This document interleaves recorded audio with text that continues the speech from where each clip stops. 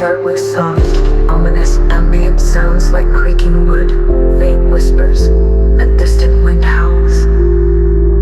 Add low, sustained drone notes to build tension. Include subtle metallic sounds like chains rattling or faint bell tolls. Build up.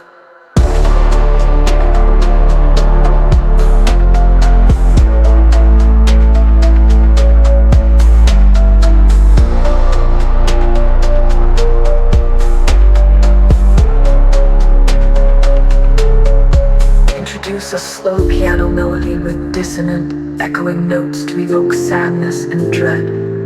Layer in haunting vocalizations, like a girl softly humming a broken lullaby, or a faint, eerie choir. Add light percussive effects to create unease. Climax, gradually increase intensity with strings, playing tremolos or glissandos. Add staccato hits from low-pitched instruments to mimic sudden shocks or jump scares. Use distorted sounds like glass shattering or ghostly screams at key moments. Ending. Fade out the intensity, returning to soft whispers and ambient noise. Incorporate a child's eerie laughter or the sound of a door slowly creaking.